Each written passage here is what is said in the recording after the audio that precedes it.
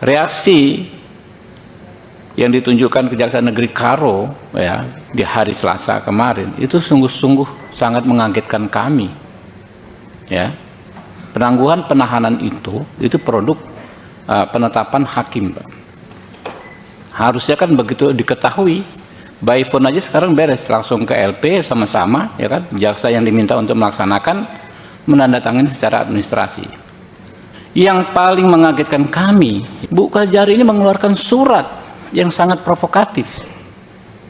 Isinya, ya, bukan penangguhan penahanan, Pak Arli. Pengalihan jenis penahanan. Pengalihan penahanan tidak dapat dilaksanakan karena terdakwa sudah keluar. Kalau nggak salah begitu isinya. Lalu dipertontonkan juga surat tersebut disebarkan. Karena nggak mungkin tidak disebarkan kalau akhirnya tersebar. Kemana-mana tidak ada kolom tanda tangan, tidak ada tanda tangan si Pak Amsal. Lalu bunyi narasi Komisi 3 intervensi. Lalu ada demo segala macam. Kita nggak nuduh, tapi dengan akal sehat, ya kan ya, tertuduh pasti ke arah Kajari yang menggerakkan demo. Seolah-olah Komisi 3 mengintervensi. Bu Kajari, kami persilakan. Terima kasih kami ucapkan kepada pimpinan Komisi 3 DPR RI. Izinkan Pak Pimpinan, saya akan mencoba menjawab poin-poin yang ada. Saya akan mencoba menjawab poin yang pertama. Adapun alasan hukuman penetapan Saudara Amsal Christy Sitepu sebagai tersangka, argumentasi bahwa Saudara Amsal Christy Sitepu melakukan penggelembungan harga. Mohon izin, di sini kami mungkin bukan penggelembungan, tapi pastinya markup. Adapun dapat kami jelaskan, perbuatan dari Saudara Amsal Christy Sitepu dalam markup-nya yaitu modus operandi terhadap Amsal Christy Sitepu antara lain: 1. Meminta kepala desa untuk membuat RAB penyewaan peralatan pelaksanaan kegiatan selama 30 hari. Sedangkan fakta hukum yang diperoleh di persidangan yang bersangkutan melaksanakan kegiatan tidak sampai 30 hari. Sehingga ahli berkesimpulan sewa yang seharusnya dibayarkan adalah sesuai dengan waktu pelaksanaan kegiatan. Yang kedua, melakukan overlapping anggaran dengan membuat nilai pembuatan production video desain sebesar 9 juta rupiah, namun Amsal Christy Sitepu kembali memasukkan pos anggaran editing, cutting, dan dubbing dengan masing-masing anggaran sebesar 1 juta rupiah, di mana menurut ahli editing, cutting, dan dubbing adalah sama dengan production video desain, sehingga cutting, editing, dan dubbing dianggap sebagai kerugian. Yang kedua, untuk menjawab apa alasan penahanan terhadap Saudara Amsal Christy Sitepu,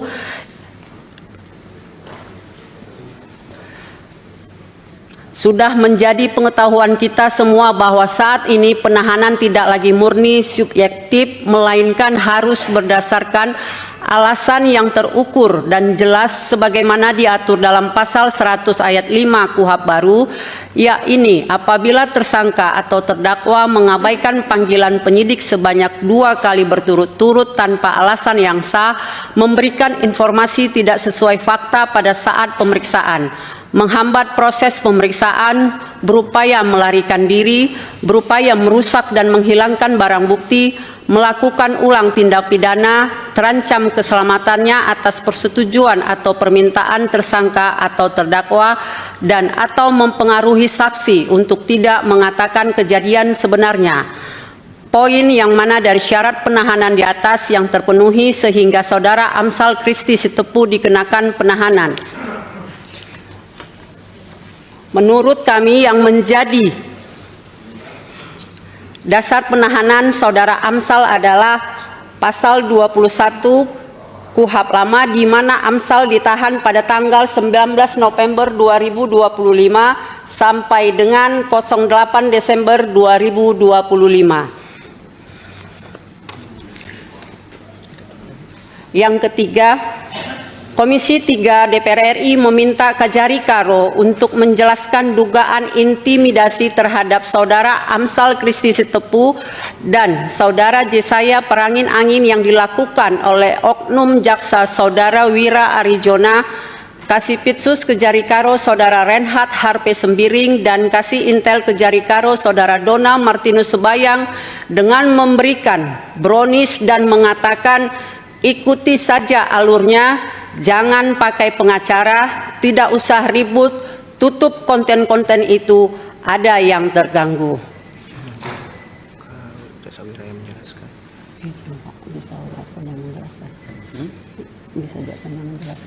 Bu Kajari, apa ada yang bersangkutan hadir di sini? Izin Bapak Pimpinan, kebetulan Jaksa Wira ada ikut hadir. Mungkin Jaksa ada, Wira. ya, langsung aja dijawab. Siap. Wira. Mohon izin pimpinan. Bismillahirrahmanirrahim. Assalamualaikum warahmatullahi wabarakatuh.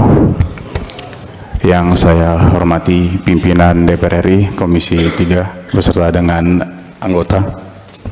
Yang saya hormati Ketua Komja beserta anggota.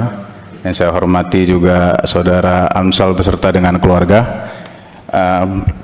Baik, terima kasih. Saya akan menjelaskan kronologis terkait dari dugaan intimidasi yang disampaikan. Saya pertama akan menjelaskan terkait kedatangan ke Tanjung Kusta pada saat agenda pemeriksaan tersangka Saudara Amsal, yang dimana terlebih dahulu kami telah berkoordinasi dengan pengacara Saudara Amsal.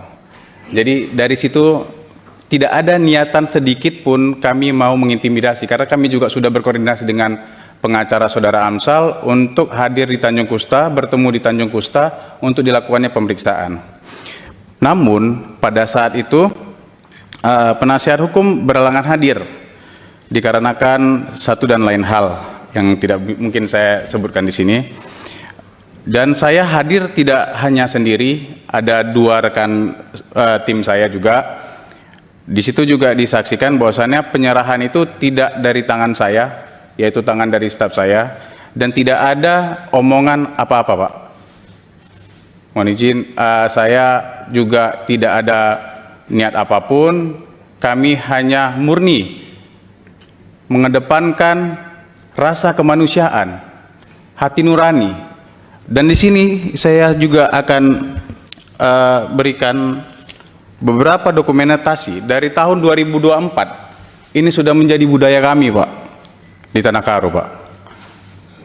Budaya apa maksudnya? Karena di awal permintaan ini kan dari tahanan, Pak. Karena orang diminta kekurangan makanan, mohon dibantu, seperti itu, Pak. Bukan, Pak, ini bukan soal makanan, Pak. Soal narasi tadi, kata kalimat per kalimat tadi. Tadi Pak Amsal kan mengulangi lagi. Kalau kemarin kan waktu video call menyampaikan ada narasi yang mengatakan ikuti saja alurnya dan lain sebagainya, itu Pak Wira. Siap. Itu tidak ada, Bapak, saya sampaikan, Pak. Tidak ada ya? Tidak ada, Bapak. Nanti tinggal Pak Amsal ini. Siap. Oke. Ada lagi, Pak? Sudah, mungkin itu saja, Bapak. Oke. Langsung yang ke ini, Bu Kajari. 4 ya, Pak. Yang keempat, Bu. Siap, pimpinan. Yang keempat, Komisi 3 meminta penjelasan mengapa Kejaksaan Negeri Karo membangun narasi sesat seolah-olah Komisi 3 melakukan intervensi dan melanggar prosedur dengan memaksakan pengeluaran Saudara Amsal Kristi Sitepu dari LP Tanjung Kusta setelah adanya penetapan Majelis Hakim Pengadilan Negeri Medan nomor 171/PIT.SUS /TPK/2025 PN Medan dengan menerbitkan dan menyebarkan surat yang sangat provokatif nomor B618-L2-FT.1/03/03/2026. Bentar, Bu. Minta tolong sekretariat ditampilkan kedua surat itu berdampingan ya. Yang dari pengadilan dengan yang dari kejaksaan ditampilkan sehingga rekan-rekan wartawan bisa melihat. Maksudnya kita akses keterbukaan, Bu. Kan ini live streaming, jadi kita ngomong surat, jadi orang harus lihat juga. Menetapkan ini dari pengadilan ya, mengabulkan permohonan pemohon tersebut, menangguhkan penahanan terhadap terdakwa ya, Amsal Kristi Sitepu dari Rumah Tahanan Negara Tanjung Kusta. Lalu yang dari kejaksaan coba dibuka. Ini kan penangguhan penahanan. Yang dari kejaksaan.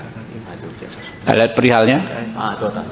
Pemberitahuan penetapan pengalihan penahanan. Ini kan dua hal yang berbeda. Ya. Kalau penangguhan penahanan itu kan apa namanya? Diatur di pasal 108 ya.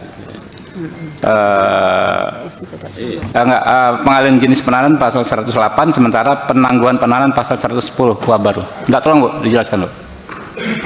Perihal pemberitahuan penetapan pengalihan penahanan terdakwa Amsal Kristi Sitepu tidak dapat dilaksanakan, terdakwa sudah keluar. Izin pimpinan. Surat yang kami buat perihalnya pemberitahuan penetapan pengalihan. Siap izin pengalihan, memang tulisannya salah pimpinan. Salah memang Yang Bu ya. Siap salah. Salah sengaja atau apa? Siap. Memang salah yang mengetik pimpinan. Ibu tanda tangan nggak cek. Kan Ibu kan Kajari Bu. Siap. Harusnya kan paham. Dua hal yang sangat pimpinan. berbeda. Oke, Siap lanjut, pimpinan. lanjut. Siap Yuk, salah pimpinan. Bu, jadi selain itu Bu, dijelaskan kenapa perlu itu kan menyampaikan hal tersebut. Yang menyebarkan siapa itu Bu? Lalu ya kan dijelaskan juga kenapa lambat sekali datang ke Tanjung Gusta. Padahal kan kita tahu Bu, soal kemerdekaan itu kan hal yang prinsip.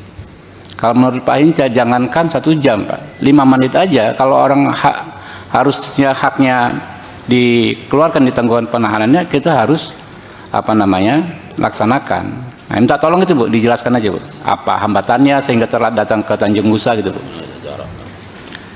Mohon izin pimpinan, itu terkait dengan jarak pimpinan, karena jaksa eksekutornya untuk ke Pengadilan Negeri Medan berasal dari izin dari Karut menuju ke Medan kurang lebih 2 jam pimpinan. Oke, teman-teman, saya pikir sudah cukup ya dari Bu Kajari dan jajarannya.